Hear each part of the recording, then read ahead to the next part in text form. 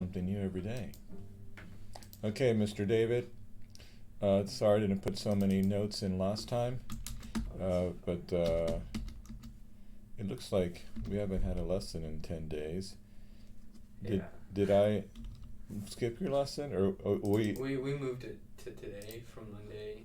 I think you had something which I'm not. Oh, right. Okay, so we did a triple switch. Yeah. Okay. Sorry that I'm so forgetful, but sometimes our past self is smarter than our current self, if you know what I mean. Yeah. And so I was able to. Think ahead and then for that. Yeah, and then I was like, oh yeah, that's right. I'm smart, but not today. But last week I was smart. Okay, good. So we have our quiz today, and it's in 7 parts, and I'm gonna just write in here, in your lesson tracker. I'm gonna write in your score as you move along, and I'll be typing little notes in there to just give you some idea of how I scored.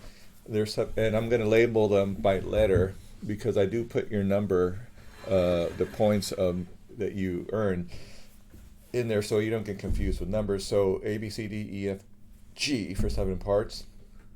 Each part, A through F, the first 6 parts worth 14 points each. The 7th part, which is a scale, is worth it is worth 16 points, and that totals 100 points. So whenever you're ready, I'm ready.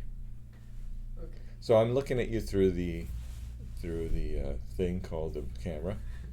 So, and if you like to just, you don't have to, but some people are saying they're they're saying the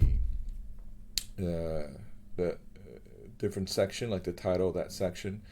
You could do it if you like, if you want to do that for your own sake. You don't have to. But here's part 1. Yeah. It's the arc of the bridge. Okay. Thank you. Go ahead. Next. And the arc of the bridge on the strings.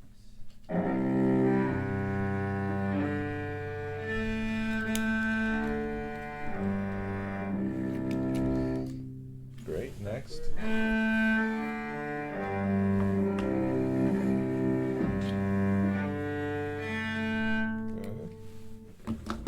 Some pizzicato blues.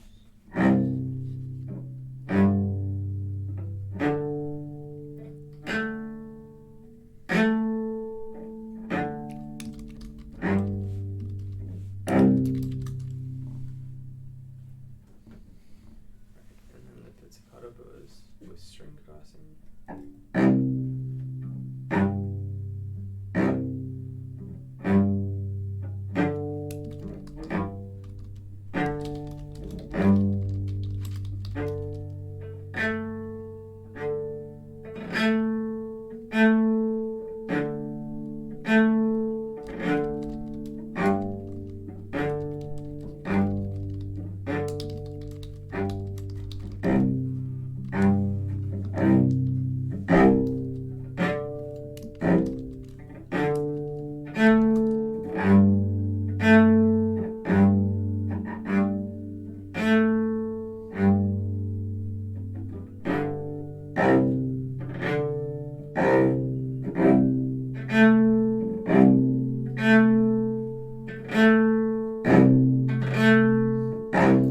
Thank you. Next.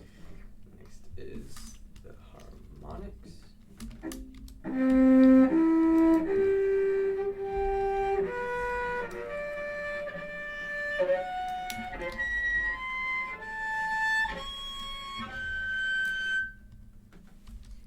Next one.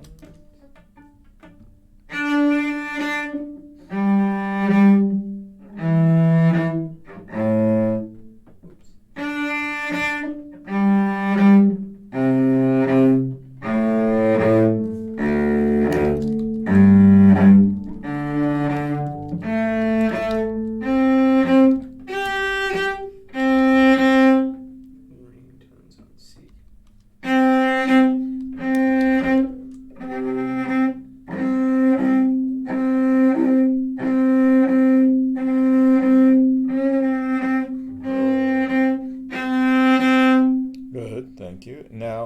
we have a random number generator here. So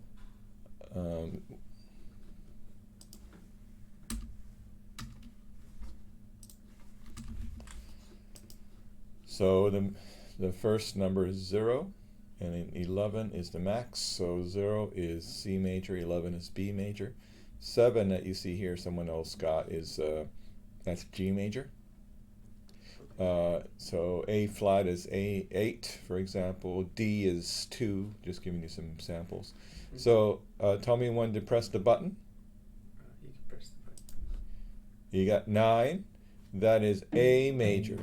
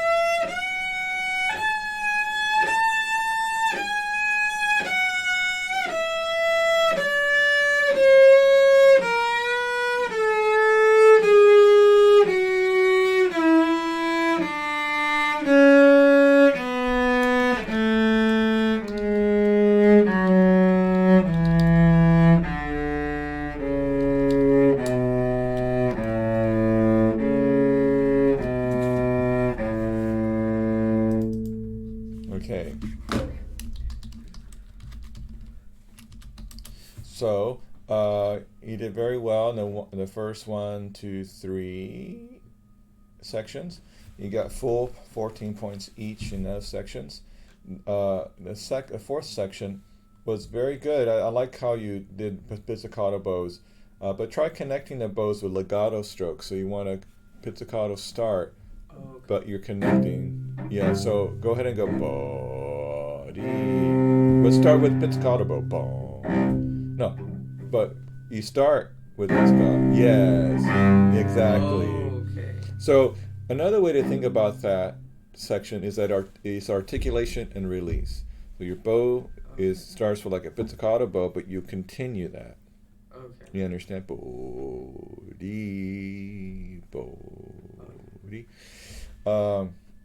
Next, is very good though. I just took off 2 points for that. It's a tiny detail. You basically mastered it, but that is only -2. The next section, harmonics, you did a very good job. I would try like on the G string, the harmonics, but you want to start again with the pizzicato bow with articulation release method. Yeah. Yeah. Now, even though your left hand is light, like 15-20% weight balance on the left hand, your right hand needs to feel a rubbing sensation of the bow on the string near the bridge. There's a lot more resistance there. Can you really feel like you're rubbing? Boom, boom. Thank you. Exactly. What the confusion comes in that your left hand's really light, so your right hand's really light. Naturally, our hands want to do a similar thing from the other hand, right? So now I took off 2 points because you started, your second finger was off, especially on the D and A string, but not bad. I mean, those things you're doing well. But I just give you some recommendations. Next, I liked the next one. Once again, though, more pizzicato bow and legato finish. So, and your up bows were shorter than your down bows. So, bum, bum, beam, bum, like more legato there. Now, last one, A major. Good work. Try slurring it with 2, 3, 4, 6. Slurred. Practice it. Get it better. I just took off 2 points on the way back. You were less in tune than on the way up. So it's a matter of focus. So by playing 2, 3, 4 on up to 24 slurred, you can really drill it and get yourself in good shape. Now think of these acceleration exercises, rhythm exercises, and all that as a way of getting in shape for the big race. It's not just like, oh, I'm just going to do the 400 meters every day. That's good, but there you have diet. You have like maybe you work out in the gym. You go to sleep early. You don't go party, and it's like what I mean. It's like it's a whole package. If you're an athlete, so same thing here. If you want to play your scales really well, try that system that we're try it every day. The system that we've been working on in the Galamian. It's only going to help. So -2, -2, -2. That's only -6, and so you got a 94. Pretty good. Good work.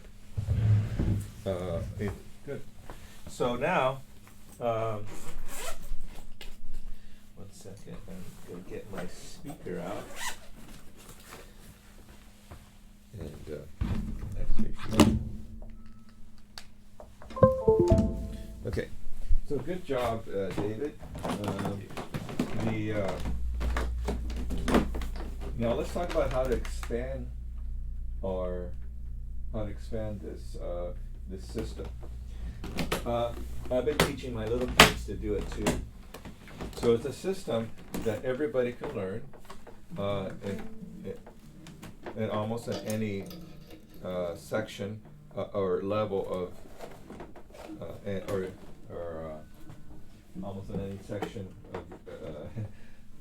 I'm trying to speak English here. Any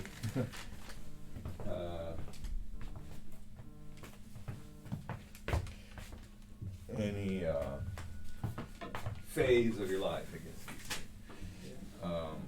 So, what does that mean?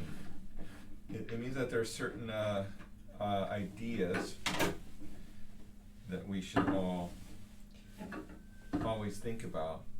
And when I think about what I studied with Tanya Carey, and I have her book, Cello Playing is Easy, which outlines her teaching philosophy and the techniques that she uses. A couple of things that come to mind. One is there are certain themes that are there from the very beginning that she insists on when you're teaching it, even pre-Twinkle and then first book of Suzuki in the beginning stages. And so, for example, one of them is the fishing rod work for your bow, right? So get that thumb nice and flexible, and also flexible fingers without the use of the wrist. So when you cross strings, you could have this as an advantage. Also, bow changes and all kinds of bow strokes, because we need the weight balance on the bow, on the string, but without flexible joints, we're gonna have a pretty stiff sound. Mm-hmm. And we're gonna have to be like a one bow stroke kind of cellist, without a variety of bow strokes, which is pretty boring when you hear someone play with one kind of bow stroke. Next, we have left hand tunnel fingers, and we have left hand finger then bow, which means the finger's always anticipating what the bow's doing. And these are just examples of her teaching that permeate the whole beginning phase of her teaching, and eventually become a staple of the intermediate and advanced repertoire as well. So every teacher has that, and so trying to create a system where you warm up and incorporate some very important techniques that hopefully permeate everything you do, not only beginning, intermediate, and advanced levels. That's kind of difficult to do. But what I'm trying to do in these 7 steps, which I guess we could call it 7 steps to cello greatness, is that it starts off simple, and it tries to teach you where things are in your space. Mm-hmm. Especially from the right side. For me, the right hand is very important, and I've seen that people really focus on the left hand, and they want to play in tune, but then they forget that the right hand is there to help too. So if we could reverse that a little bit, not that you want to play out of tune, but if we could reverse it as if the right hand is the leader, and then the left hand is doing its job the same way or even better, but is really coming from the sound of the right hand. Of course, if you're out of tune, you got to change it. But I believe if you have a good, strong tone, clear tone, then of course you hear your left hand better. A lot of times we play out of tune because of our bow. We don't have the right balance of weight, bow speed, distance to the bridge. And often we overpress, our strings go sharp, and often we don't have the right bow speed and near the fingerboard, and our notes go flat. So, and it goes back to the 5 reasons why we play out of tune. 1, you're tone deaf. 2, which is very rare, by the way. 2, your strings are out of tune. 3, you're in the wrong place, literally in the wrong place, or the wrong finger. 4, you don't have enough weight balance onto the string, which can cause the string to go flat. And finally, your bow is not cooperating with the right bow speed, the right weight and distance to the bridge, or the balance of all 3. So, anyway, so let's talk about how to expand these 7 parts. So the first one, you can expand it in a very few ways, but here's one way. Place your bow at the tip, on the bridge, and you want to, this is going to be like the most stretch you're ever going to do. So instead, if I just go up, see, I can't do that, right? And that's what we tend to do, is just go up. We need to go forward and up. That's why I say forward first, forward and up. Another way to think about it is just stretch your arm forward. Yeah. Now, it does feel like your shoulder's a little tight. So as you do these exercises, which we can call like very light exercises, because we're not doing anything, we're not producing a sound. Or maybe we could call them silent exercises. If you feel pain, you're doing it wrong. Definitely, right? If you feel like you're stretching and it's like uncomfortable, we're doing it wrong. So what do? Well, change your posture, change how you sit in the chair. Maybe the end pitch should be higher, lower, your cello should be moved to the left or right, etc. Make some adjustments, because this is the extreme of your arm, on the A string especially, and at the tip on all the strings. So if there's any discomfort there, you have to figure out what to do. So it's actually a really good way to figure things out without playing music, or with left hand or right hand being active. And because it doesn't cause too much pain, if you're playing incorrectly. And what causes pain is incorrect position or posture with a repetition involved in it as well. Right. Here's one thing you could do. You can move from your hips. See? Move to the left. Support yourself.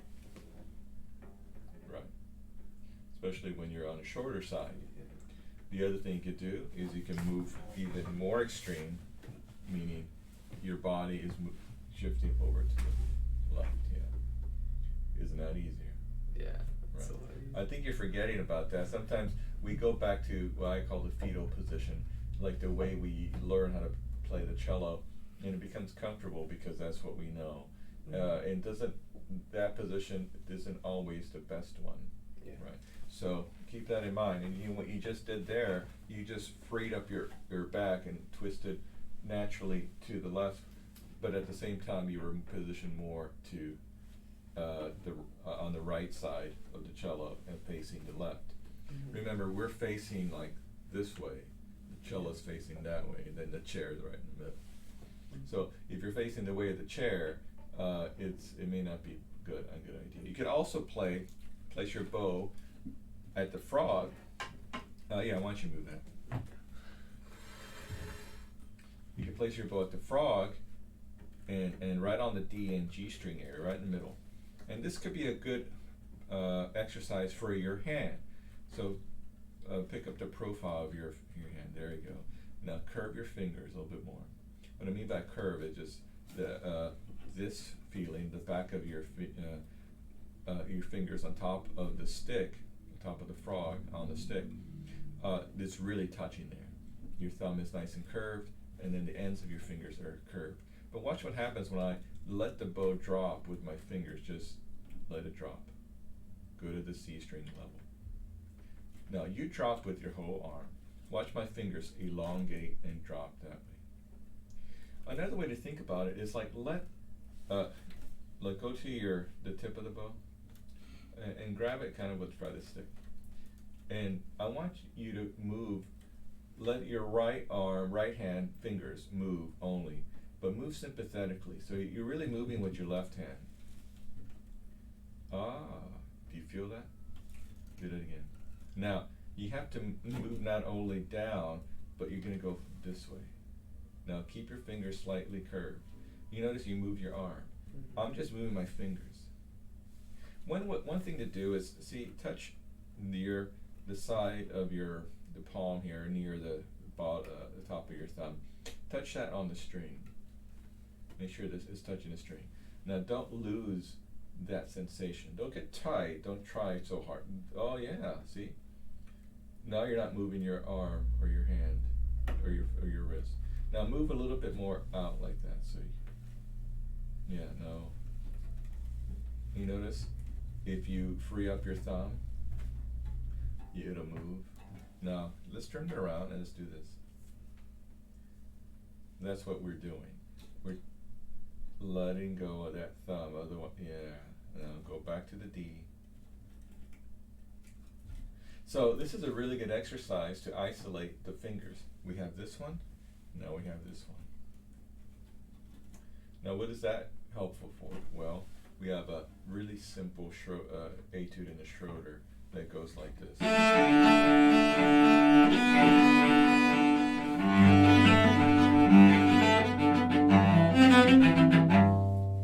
With so many applications. And for when you're crossing strings from like G to D, you don't have to do too much with your elbow. Exactly. So, step one, we could practice at the tip, in the middle, at the frog. There are different applications for it. Step two, we have it on the string, so we could, add in the left hand. I know the most important thing is the feeling. Remember that. So you want to feel, stretch it out. Don't worry about the tempo or even the sound. Worry about your body being relaxed and just stretching out. It's just, something that you want to cultivate in your body. You don't want to feel like you have to count. Once you start counting, you become a little tense, like you're worried about that. Once you start counting, you may not pay attention to your body. Because I believe that part of your brain is busy counting, and that part of your brain is like a computer, just taking a processing power. So you need to really focus on what your body's doing. So it just feels like it's easy going that way, easy coming back. Now, and you did a good job on that. But now we're going to add in a little bit more tempo and in your left hand. So right at the last moment, before you leave the old string, like C is the old string going to G, and right, the new string is the G. Right before, you're going to place your first finger on the old string, like in a 64th note, like a dotted quarter note, triple dotted, with like a 30-second note or whatever. So now watch what I do. But it doesn't disturb, but this, meaning I don't know, right? See.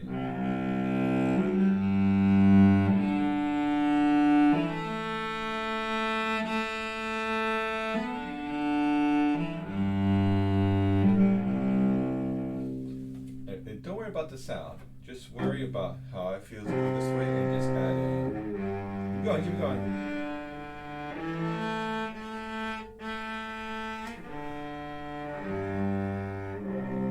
Good. Now I want you to practice that. Eventually we're going to add all the fingers in, okay? And we'll do this in class today because we've been reviewing it for everybody. So this is an idea for the second section, how we can expand it. The third section, we have pizzicato bows. So in this one, you actually made up a new pizzicato bow technique, which is awesome. It's basically taking the string crossing exercises and making them all pizzicato bows, right? Great. Now, with that, you can also take anything that you play and make them pizzicato bows. So, for example, this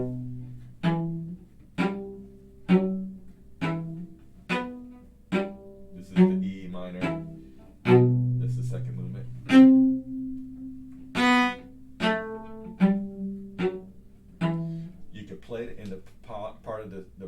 you're supposed to play it in. You can play at the tip, you can play at the frog. How about this one? Let's do the string crossing thing that we did for pizzicato bows, but let's do the kind of fun brain, I call it a brain twister, because it makes your brain like hurt, because it's opposite of what you think. So at the frog, I want you to play up bow cuts. At the tip, play a down bow. And then up bow. No, D, oh. A, down bow. A, up bow at the frog. Down bow at the tip. Up bow. Down bow. How's your brain feel? It's funny because you have to have like one more step to like, it's like you translate, then you read, like it's like Google Translate. You translate something from like English to Russian, and then you take that Russian and read and translate it back to English, and it actually sounds weird. It's like, have you ever tried that? And it's different. It's different, yeah, exactly. So in a way, what we're doing is like we have that extra step. It's like, wait a minute, but now we got to go back and do the opposite. So it's very good training for our brain, because sight reading, there are a lot of things that happen when we're sight reading. They just throw in a little wrench into like a curveball. It's like, whoa, it's a curveball. So doesn't mean you do anything different. You just have to like wait and hit the same way. And same thing in cello. It's just your brain problem. You got to train your brain.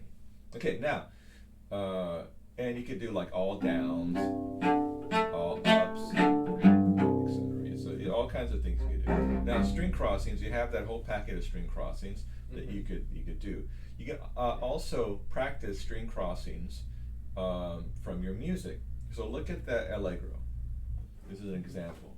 So instead of playing left hand, you're just going to play right hand. And you could choose a section of your music to put into this section, the fourth section, the string crossing section. So if you look at the allegro, we have G, G, D, D, D, D, A, D, D, D, G, A, G, D, D, D, right? Yeah.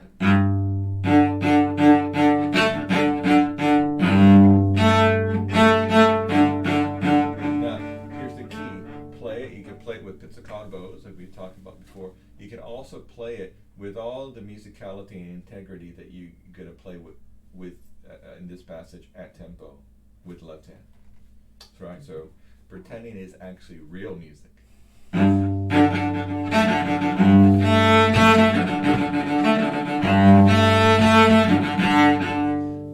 then what you find out is like, wait a minute, I'm playing really unevenly. Okay, you work on that. Wait a minute, I don't have any dynamics. Okay, let's work on it. Hey, I kind of want it off the string. Okay, let's work on it. You understand? You could attack it just from the right side. And how long do you spend on it? Well, if you spend a good 5 minutes on it, it's good. Maybe 10 minutes. You don't have to spend a long time on it, but we could expand each of these sections. And sometimes you don't expand them. Sometimes you do. Sometimes you have time to expand, sometimes you don't. Sometimes you need to work on a passage in your solo music or orchestra music or chamber music, and so you put it into one of these sections, and as just an adjunct to your practice. Next one is the harmonics. So in harmonics, we have all four positions here, with the exception of this harmonic here, which is I think is our.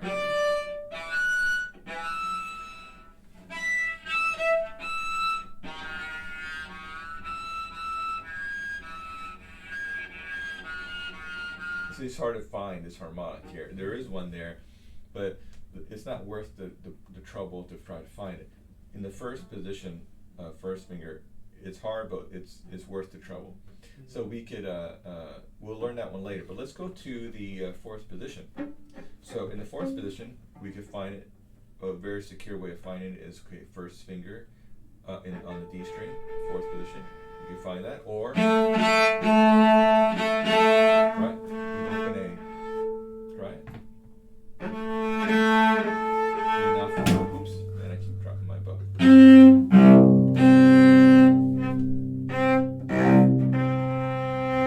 Right. So checking those two notes is a good idea. Just make sure you're in the right place. So now with harmonics, remember, you want to have this feeling of 10, 15, 20% of weight in there, not totally feather bow, a feather finger. And on the right side, you really want the pizzicato bowing, feel the rub of the string, bow on the string. And so now let's do 1, 3, 4, 2 harmonic with this.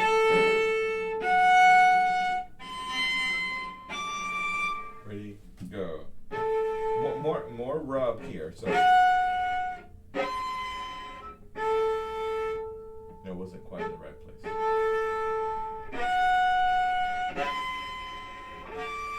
Good. Watch my bow. Less bow speed.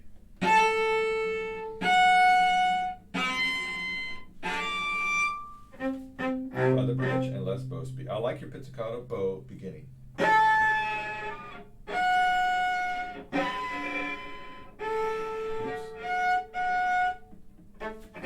Watch my thumb.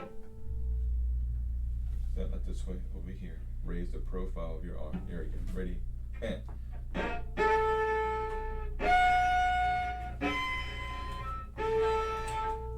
Good.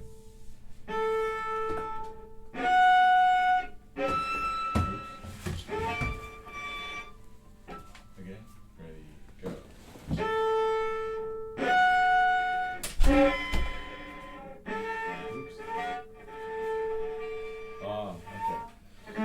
So, Miss Keeley, I forgot, because we have a new system. Okay. He starts at 9:15, so just to let you know, we're going a little bit longer. But you'll end at 11:15-ish or a little before. Okay. And you don't have a class afterwards anyway. And then Nia will finish 12:15-ish. But anyway, you see that?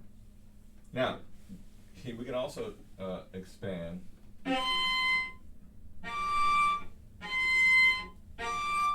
Try that.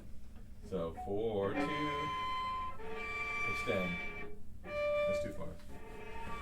Too far. Good. Now, the cool thing about the fourth position is fourth finger harmonic is the same as the extended back harmonic. Try that. 4, 1, 2. Yeah. And that's fourth position extended.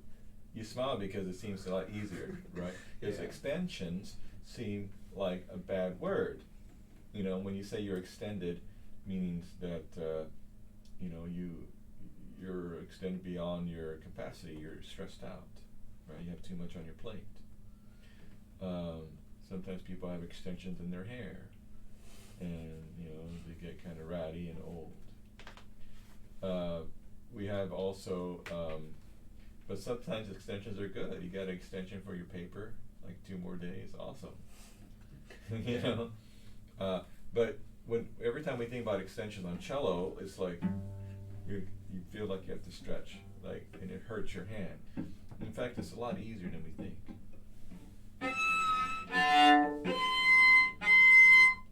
So these harmonics could help us find that location. And remember, it's not super light. It's about 15 or 20% weight here. Good half bows on your right side. So you feel more of the bow rubbing on the string. And what does that translate to? Well, a good solid sound and a good easy feeling extension, right? Without overstretching. And your fingers know how to get there. Can you try now the harmonics? And watch your thumb this way. Yeah, raise your profile. There we go. Curve your fourth fingers. There you go. So 4 and 1 they can be the same note. Harmonic though. So now let's play hot cross buns. Ready, go. Oh, push down. Ready, go. Push down. Okay, we're playing with stop notes. Okay, ready, go. So see, you still have the habit of overstretching. Yeah. Try again with the harmonics. And put down a little bit more weight. Well, watch, David, more weight. Don't be too light, because you really want to feel where that string is. Where that note is, where that spot is. Ready, go. You're stretching too much. Stretching too much.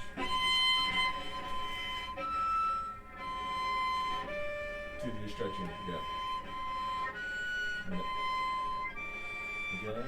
So you see, you're resting your hand here. Your thumb should be over here. You see, you lifted your elbow first. Move your thumb. Move your thumb. Yeah. There you go. Now, find it. Wait. Go.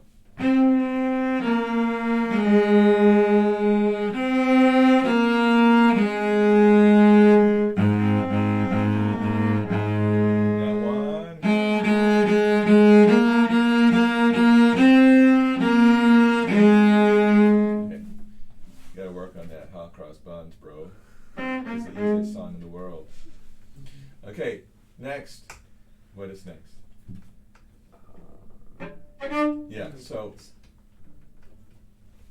there are the 5 C's, and then there are 5 or 6 G's, and there are also several D's. So I want to show both of you where all the D's are. Don't tell anybody, because there's going to be a quiz in the studio. Okay. Don't tell anybody. I'm scared. So, we're talking about the C's. They're the same pitch, right? Different locations. Same pitch, same octave. So, you want to keep hearing the ring.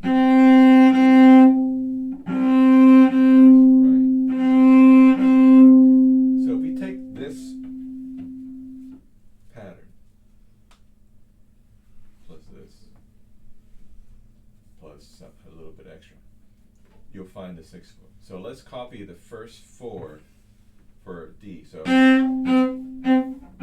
let's start on this D. So play by the bridge, thumb close, over 2 strings. So let's play that one. Hear the ring. Play by the bridge, hear the ring.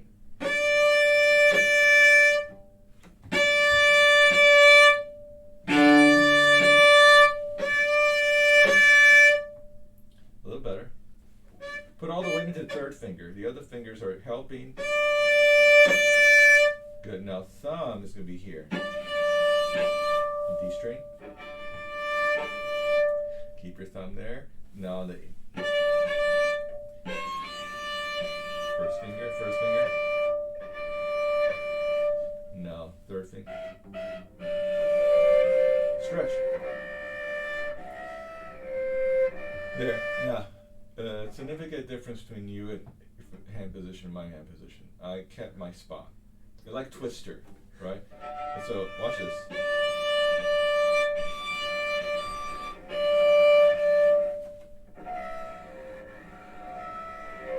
So compare it to the other notes that you know. Yeah. Thank you. Yeah, more. Your bow's like too feathery.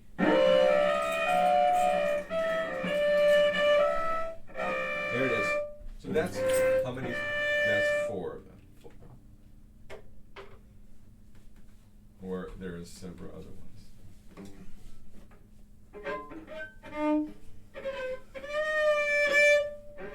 Yeah. Oops. That's 1. Wait. Keep your 4th finger there. Curve your 2nd finger on the G string. Now 1st finger on the C string. So that's 7 of them. And guess what? There's one here.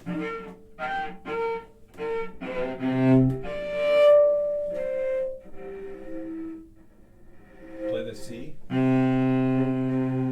a 2 on there. Now put 3 there. But with the bridge, it doesn't work. Thank you. Has to be by the bridge. Don't work. Yeah. It's like, this is like another universe. You gotta like teleport to the movie. The world of harmonics is like another world, and being in close to the bridge helps us to teleport or whatever, like to like transport ourselves. Bridge into that world. Yeah, use the bridge. Transport yourself into the new world.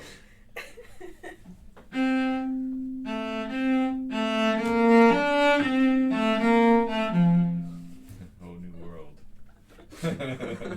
There's always a Disney song that help us help us understand the complexities of life in a simple way. Okay, next we have, we're talking about expanding each area. Next we have scales. So then you have the whole system of scales that you could do. You could, yeah, exactly. You could do the rhythms in the back. You could do all the acceleration exercises for each of them. You could do also the broken thirds and arpeggios and double stops. I mean, it just goes on forever and ever. So if you did this 7 steps with all the extra stuff, it could take 2 hours. If you did that just at the basic level, it can maybe take 7 to 10 minutes. And that's the commitment we need to have, is that at least that 10 minutes in these 7 steps.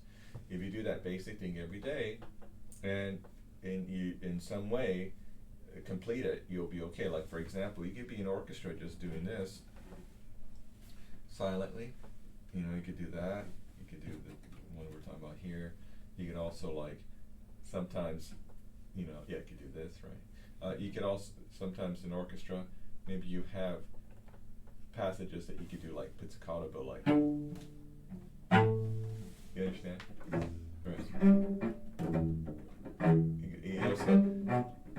So there could be some passages like that where like, oh, I could do kind of pizzicato bow, right? Like,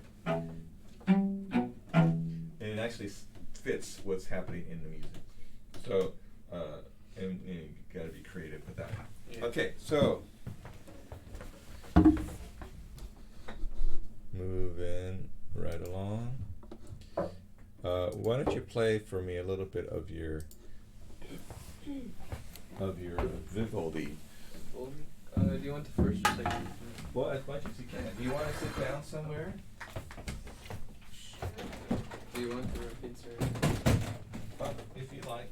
Can I move your breakfast? Yeah, you can put it in the backpack. Yeah. Or just throw it in there. That'd be fine. Oh, sorry. That's fine.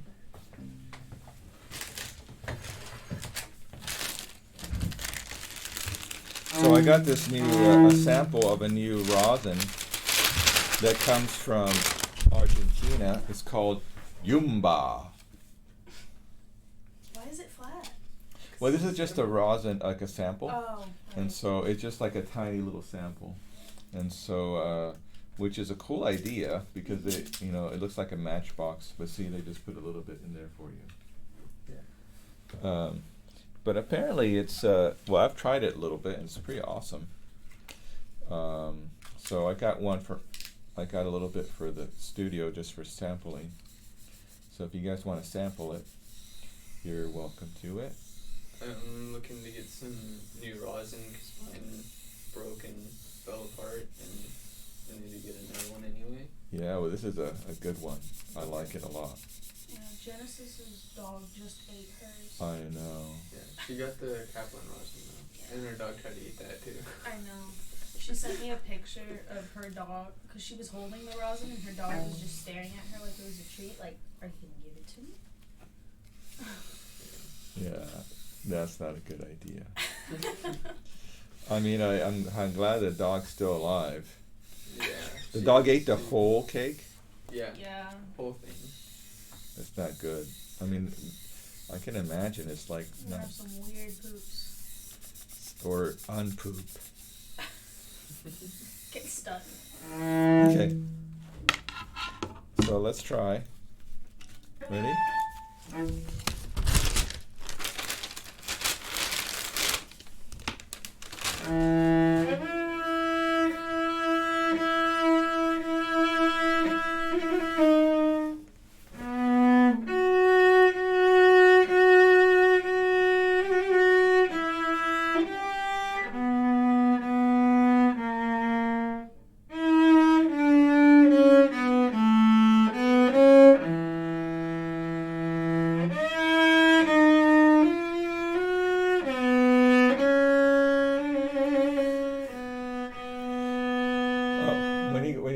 you play bum bum bum bum bum bum. There's an A sharp there you forgot. Bum bum bum bum. Half position, first position. Oh my gosh. How long do accidentals last? The whole measure. Right. That's fine. Now let's try it again. I like your fingerings to begin with. When you go to start beginning, play 1, 2, start up bow, and go.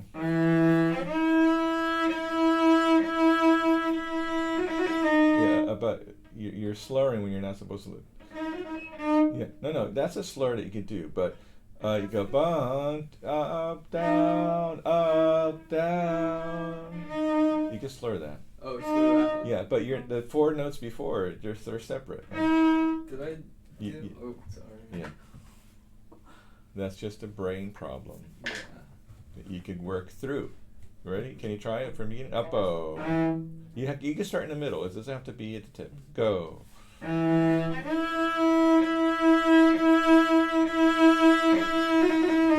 Now first position. 1, 3. Oh, you slurred it again. Same thing. No, it's not a slur there. You understand? Okay. You're putting an extra slur where there's no slurs. So right there, start from the B, up bow, in the middle. Go.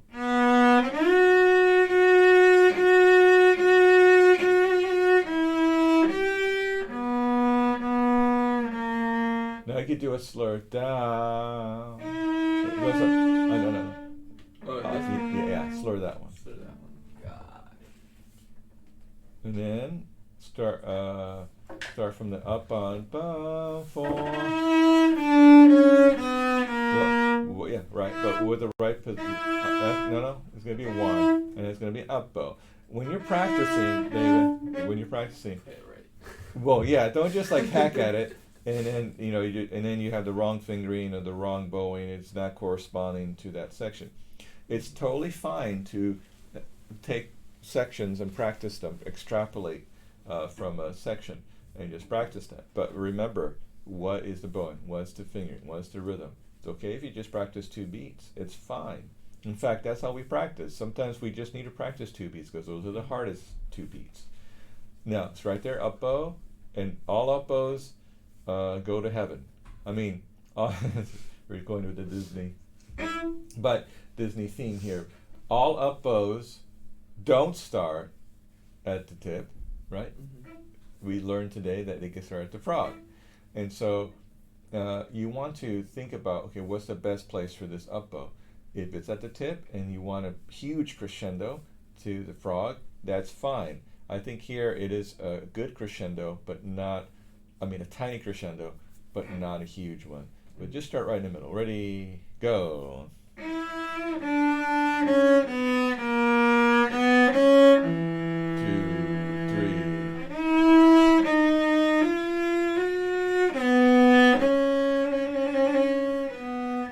So right there, first finger, there's a harmonic B. Play by the bridge. Play by the bridge. Too far. There it is. Now, what I want you to do is the following. Find that B, harmonic. Now play third finger C sharp harmonic. Now play. Yeah. So now, go to fourth position, third finger. Play that harmonic. Yeah, your arm's too low. Yeah. Now come back from that third finger to the first finger. Too far. Okay, now if you can hear those 2 pitches, so play the top one and come back. Too far. So, try again.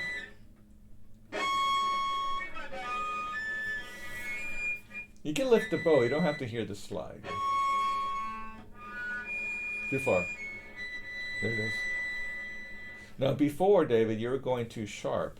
You're landing sharp when you were playing it normally.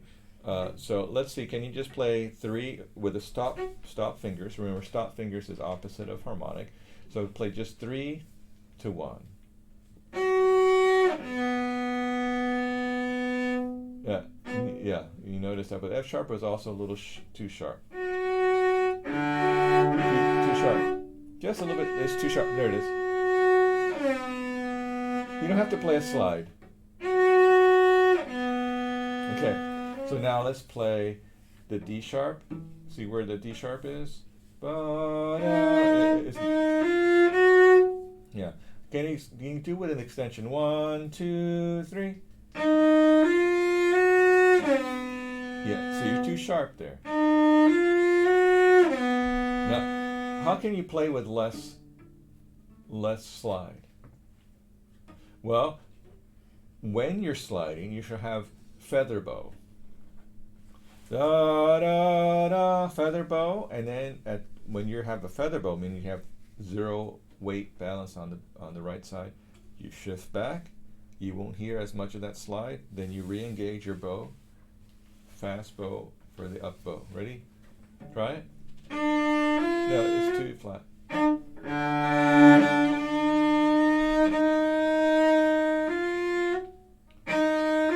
Feather bow. But play the right bowing. Ready, go. Yeah, so that up bow, if you're going to do 3 slurred, that up bow that you just played, it needs to be fast. You're going to get back to the frog. Yeah. Try it again. Wait. Is it a down bow or an up bow?